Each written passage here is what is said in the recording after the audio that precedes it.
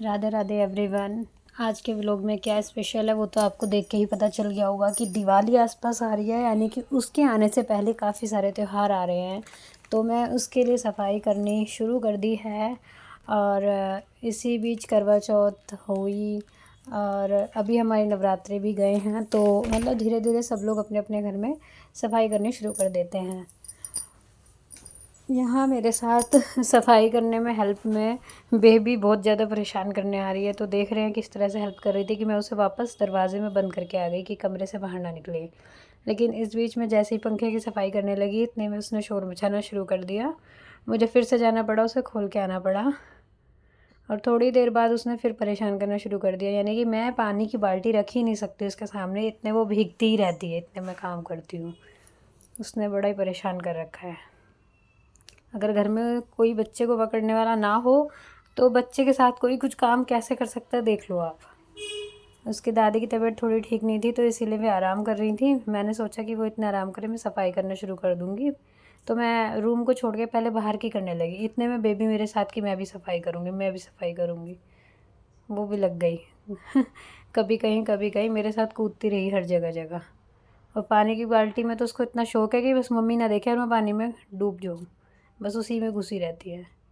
यहाँ मैंने शोकेस की सफाई कर दी, क्योंकि शोकेस में बहुत ज़्यादा सामान हो जाता है, तो सब लोग आते जाते हैं अपने पेपर्स वगैरह पेन कॉपी सब इसमें रखते रहते हैं। कुछ भी पेपर हो, चाहे वो बिजली का बिल हो या कुछ भी हो, तो वो भर जाता है बहुत ज़्यादा। और डस्टिंग वगैरह इतनी ज़्यादा हो जाती है इसमें डस्ट, तो इसीलिए वो जल्दी से साफ़ नहीं हो पाता।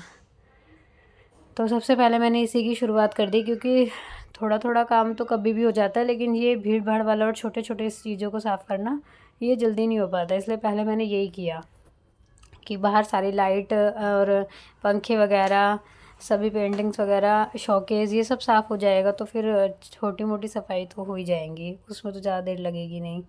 तो शोकेस में आप देख रहे हैं कितने सारे पेपर्स वगैरह निकले हैं।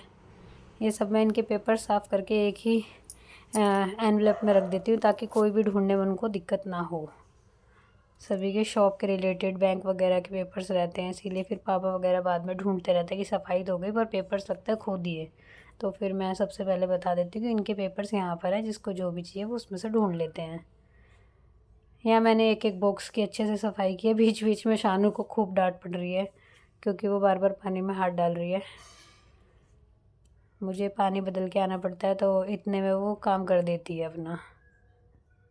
उसे पकड़ना बड़ा ही मुश्किल हो रहा था।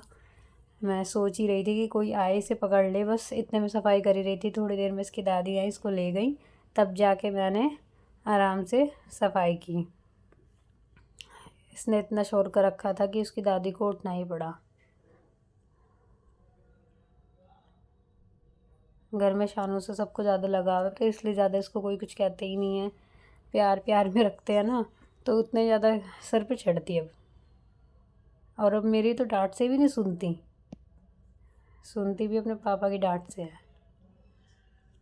तो यहाँ मैंने एक एक मूर्ति, छोटी छोटी मूर्तियाँ या जो भी गॉड गिफ्ट मिलते हैं, तो क्या करें, जब मिल जाते हैं तो कुछ कर नहीं सकते, इसलिए हमने सारे गॉड्स को इसी में लगाया हुआ है शोकेस में, कि पूजा वगैरह तो होती है, सभी को धूप बत्ती दिखाई जा सकती है यहाँ पे, तो क्योंकि हर एक मूर्ति तो मंदिर में भी नहीं लगाई जा सकती ना, फिर इसीलिए हमने सारे शोकेस में। और हमारे गीता वगैरह की किताबें भी हैं कुछ, तो वो भी रखी हैं यहाँ सब कुछ। तो इसलिए फालतू का डेकोरेशन कम है, थोड़ा सा ये है कि गॉड गिफ्ट दिए हुए हैं सब लोगों ने, तो इनकी मूर्तियाँ ज़्यादा हैं, तो इसीलिए हम उन्हें बहुत अच्छे से सफाई करके रखते हैं। और फिर ज़्यादा भीड़ भड़ाका हो रहा था, इसीलिए थोड़ी थोड़ी करके सफाई कर दी।